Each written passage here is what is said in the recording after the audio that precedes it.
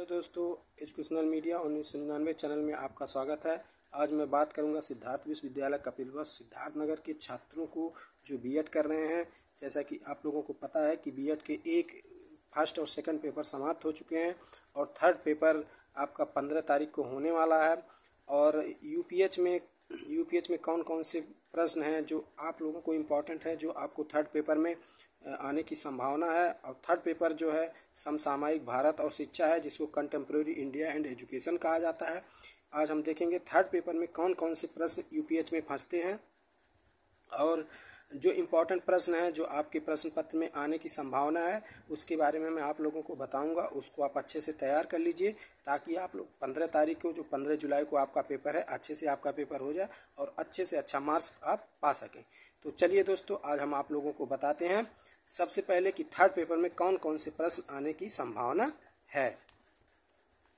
देखिए, यहाँ से शुरू होता है समसामयिक भारत में शिक्षा। समसामयिक भारत में शिक्षा से तात्पर्य है कंटेम्प्रेरी इंडिया एंड एजुकेशन। तो सबसे पहले आप लोगों को प्राचीन भारत में शिक्षा के उद्देश्यों की विवेचना कीजिए। ये प्रश्न आप लोग तैयार कर लीजिए, हो सकता है ये प्रश्न आए, क्योंकि परीक्षा के दृष्टिकोण से ये बहुत ही इम्पोर्टेंट प्रश्न है। इसको आप लोग तैयार कर लीजिए।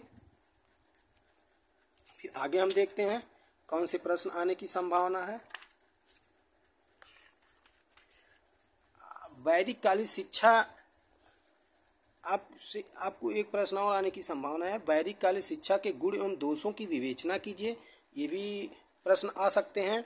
और टिप्पणी में लिखने के लिए जो प्रश्न आते हैं, ये मोस्ट इम्पॉर्टेंट है। उपसंपदा संस्कार और समापवर्तन संस्कार, उपसंपदा संस्कार और समापवर्तन संस्कार आप तैयार कर लीजिए, ये तो मोस्ट इम्पॉर्टेंट है, ये तो आएगा ही।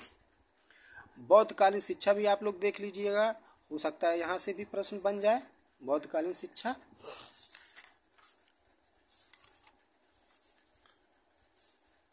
मुस्लिम शिक्षा, मुस्लिम शिक्षा में आपको मकतब और मदरसा से टिप्पणी लिखने के लिए आ सकता है। मुस्लिम शिक्षा भी आप लोग तैयार कर लीजिएगा।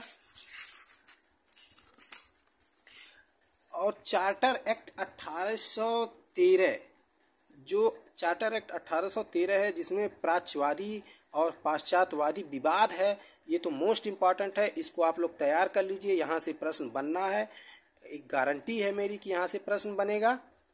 और मैकाले का विवरण पत्र मोस्ट इम्पॉर्टेंट क्वेश्चन है।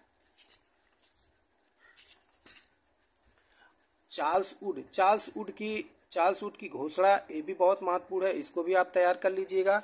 और जो मैकाले का निस्यंदन सिद्धांत है, मैकाले का निस्यंदन सिद्धांत जो है, जो 500 शब्दों में लिखने के लिए आता है, या तो यहाँ पे आएगा या तो टिप्पणी में लिखने के लिए आएगा, तो इसको आप लोग तैयार कर लीजिएगा। बहुत ही महत्वपूर्ण प्रश्न है। जो सिद्धार्थ यूनिवर्सिटी के छात्र हैं वो बहुत ध्यान से सुने, और डीडीयू गोरखपुर विश्वविद्यालय के भी छात्र बहुत ध्यान से सुने, क्योंकि ये यहाँ सबके लिए महत्वपूर्ण है। भारतीय शिक्षा में आंदोलन, ये भी उतना महत्वपूर्ण नहीं है। गोखले बिल है, आप देखेंगे गोखले बिल है।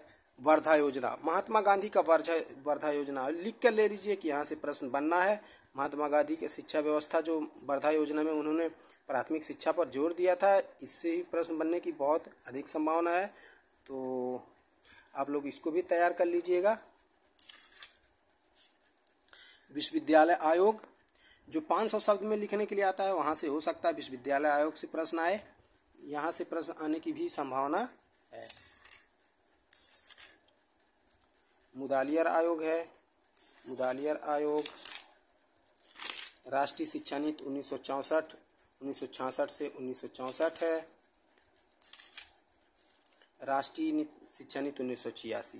देखिए, आपसे प्रश्न ये बन सकता है कि राष्ट्रीय शिक्षा नीति 1986 के बारे में आप उसका वर्णन कीजिए, तो यहाँ से भी प्रश्न बनने की संभावना।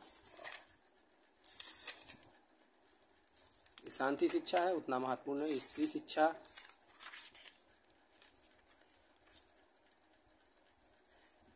एक प्रश्न और आपसे बनेगा कि भारतीय संविधान में शिक्षा संबंधी प्रावधान, भारतीय संविधान में शिक्षा संबंधी जो प्रावधान किए गए हैं, उसके बारे में प्रश्न आपसे बन सकता है, जो इम्पोर्टेंट भी हो सकता है। जैसे धारा 15, धारा 19, धारा 28, धारा 29, धारा 30, धारा 29 और जो 30 है जो अल्पसंख्यकों के लिए शिक्षा व्यवस्था की बात की गई है, यहाँ से प्रश्न बनेगा। और संविधान में संघीय व्यवस्था, राज्य की समवर्ती सूची, ये सब यहाँ से प्रश्न बनेगा। और भारत में अनिवार्य शिक्षा जो थी, RT act, right to education act, वहाँ से तो आपको तो पक्का है प्रश्न बनेगा, या तो टिप्पणी में लिखने के लिए आएगा या तो उसका पूरा व्याख्या करने के लिए आएगा। और एक प्रश्न यहाँ से बनेगा मध्याह्न भोजन। मध्याह्न भोजन की शुरुआत तो आपको पता है 15 अगस्त 1945 में की गई थी। प्राथमिक विद्यालय में गरीब बच्चों को भोजन नहीं मिल रहा था, मानसिक और शारीरिक रूप से कमज़ोर हो जा रहे थे, इसलिए मध्याह्न भोजन की व्यवस्था की गई थी और जिसको पूरे भारत में लागू कर दिया गया है। 1995 में शुरू हुआ था, इसको 2004 में पूरे भारत में लागू कर दिया गया है। और यहाँ से प्रश्न बनने की बहुत अधिक संभावना है, क्योंकि ये भी बहुत मोस्ट इम्पॉर्टेंट प्रश्न है। इसको भी आप लोग तैयार कर लीजिएगा। देखिए दोस्तों, आप लोग मेरे चैनल को सब्सक्राइब कर दीजिए। मेरे चैनल का नाम है एजुकेशनल मीडिया 1999। अगर इस तरह का वीडियो आप अच्छे वीडियो पाना चाहते हैं, इस तरह से शिक्षा से संबंधित वीडियो, तो मेरे चैनल को आप लोग सब्सक्राइब कर लें।